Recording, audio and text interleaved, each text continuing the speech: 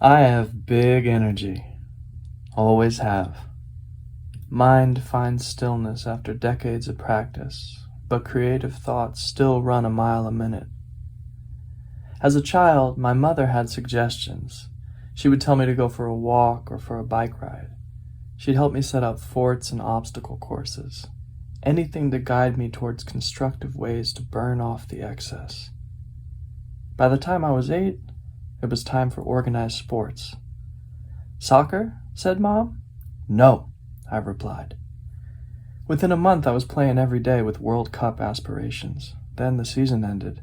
Winter came, and with it, cold weather, dark nights, and that familiar ache of restlessness. "Basketball?" said Mom. "No," I replied. Within a month, I was playing every day, ball near my bed so I could practice my form. Hoop dreams. I like being ornery. I like being headstrong. It may be a fault, but it's a fault that I'm attached to.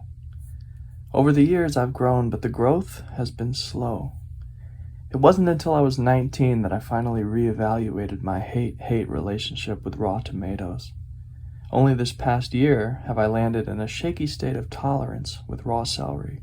I can identify that my default state is one of rejection. Rationally, I understand that I flee from new things, turn away from the unfamiliar.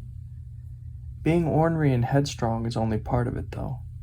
The other part is fear. I don't want to change. I've been seeking stability my entire life. Deep down, all I've ever wanted is for the constant motion of this ever-spinning world to slow for a moment, just a moment, long enough for me to orient and catch my breath. I've been spinning for a while now. Next month, it'll be 3.5 decades. Not once, not even for a second, has the spinning stopped. The moon keeps coming, barely perceptible turning fingernail, turning quarter turn, turning.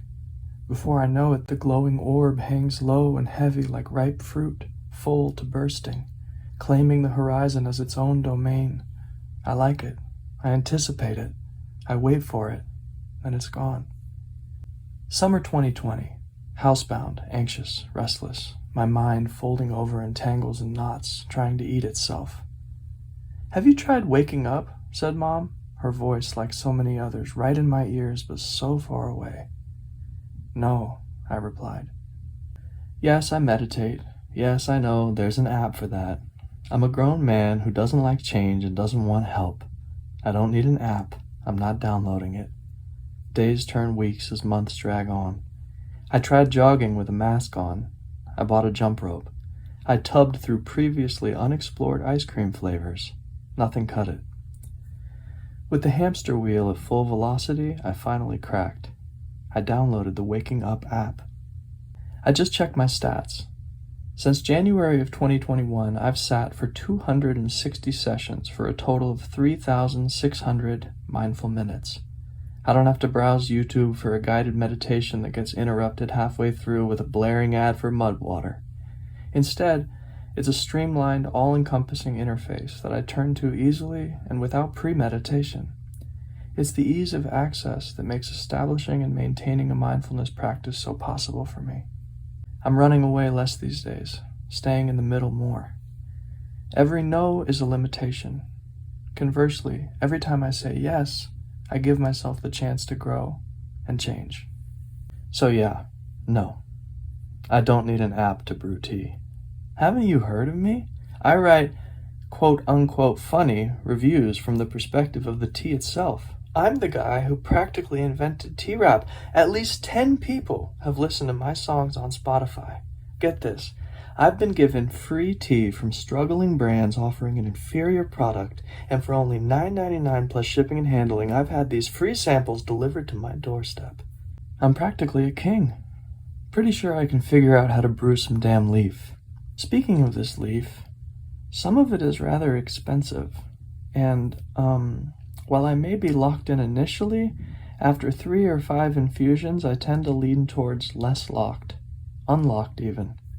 I lose track of time. I also lose track of infusions. I make great claims such as the following.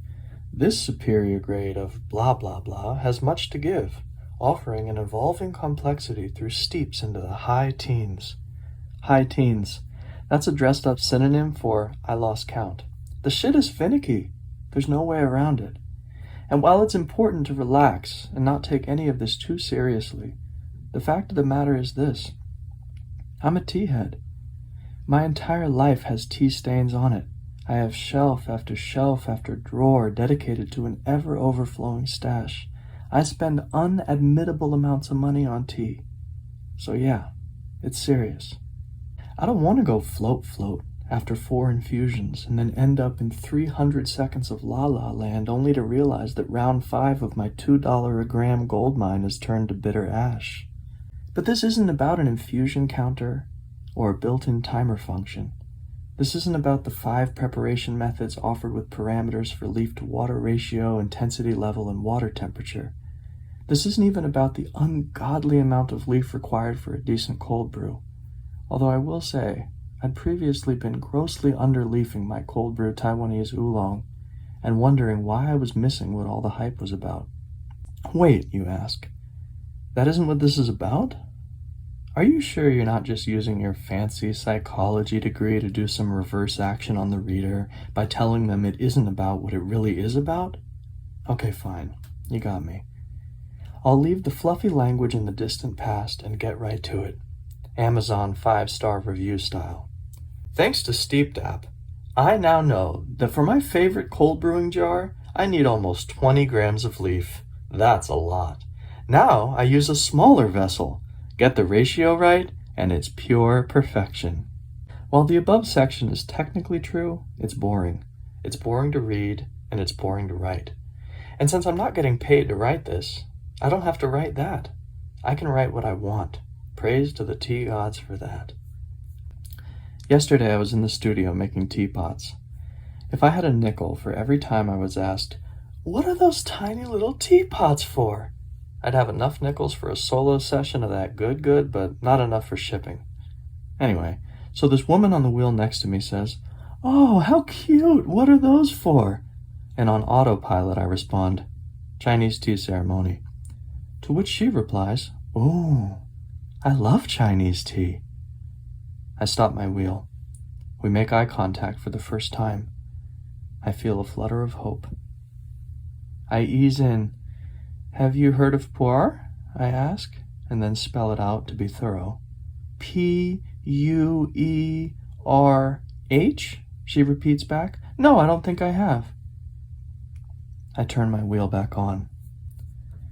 While I love pouring up a session for strangers, it's not always realistic. We need to coordinate a time, make sure we have a space where we can spend 1 to 3 hours. We need electricity and ideally a water source. It's complicated. It would be much easier, in this case and in so many others, to pop a little 5-gram baggie of some poo in my backpack and upon the next encounter, offer the gift as an extension of so many generous gifts that have been given to me and a gesture of faith in what I hope will be an ever-expanding sense of tea community. Only one problem.